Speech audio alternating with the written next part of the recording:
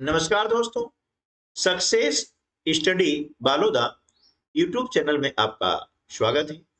आज के इस वीडियो में हम कक्षा 8 के लिए अर्धवार्षिक परीक्षा की तैयारी हेतु अभ्यास प्रश्न पत्र लेकर के आए हैं, ताकि आपको परीक्षा पूर्व अभ्यास करने में सहूलियत हो और पता लगे कि इस परीक्षा में किस टाइप के प्रश्न आ सकते हैं। तो देखिए, इस परीक्षा में बहुविकल्पी जो प्रश्न हैं वे क्रमांक 1 से 5 तक आएंगे, ठीक है ना। और प्रत्येक जो प्रश्न होगा वह 1 अंक का होगा, ठीक है। जैसे पहला प्रश्न है, भारतीय संविधान का जनक कहा जाता है। यहाँ पर 4 विकल्प आपको दिए गए हैं। इनमें से सही विकल्प है सी, डॉक्टर भीमराव अंबेडकर, ठीक है। प्रश्न दूसरा जो है, ब्रिटिश शासनकाल के अंतिम गवर्नर जनरल थे। ए वारेन हेस्टिंग्स, बी डलहौजी, सी वेलेजली, डी लॉर्ड माउंटबेटन। तो इसका सही जो ऑप्शन है वो क्या है? D Lord Mountbatten. प्रश्न 3 है, भारतीय संसद का अंग नहीं है। ए लोकसभा, बी राज्यसभा, सी राष्ट्रपति, डी राज्यपाल। तो भारतीय संसद का अंग नहीं है राज्यपाल, बाकी लोकसभा, राज्यसभा और राष्ट्रपति ये भारतीय संसद के अंग हैं।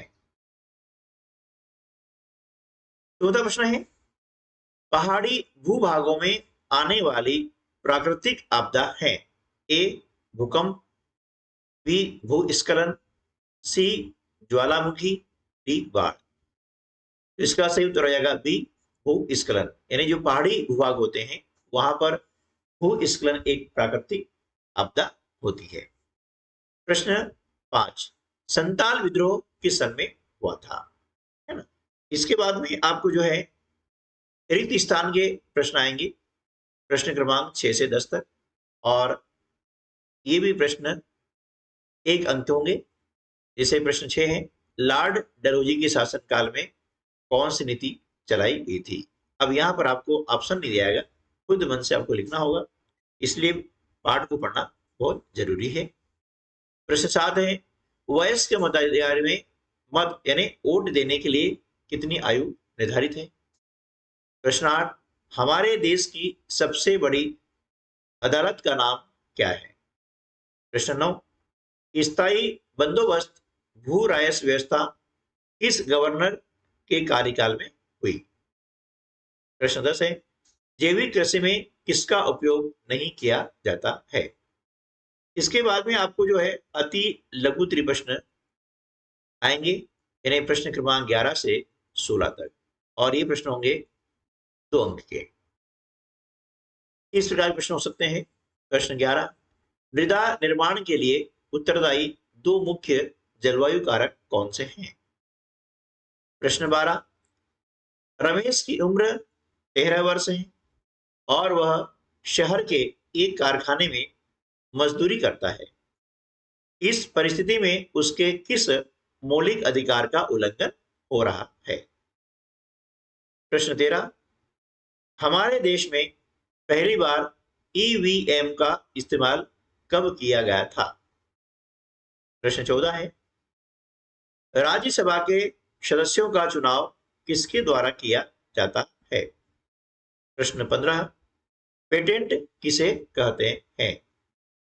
उसके बाद में प्रश्न 16 है कि किस पुर्तगाली यात्री द्वारा भारत तक पहुंचने के लिए समुद्री मार्ग का पता लगाया गया था। इसके बाद में प्रश्न आपको आएंगे लघु त्रिप्रश्न, प्रश्न क्रमांक 17 से 22 तक, और ये प्रश्न होंगे 3 अंक के। प्रश्न क्रमांक 17 है, प्लासी के युद्ध के क्या कारण थे।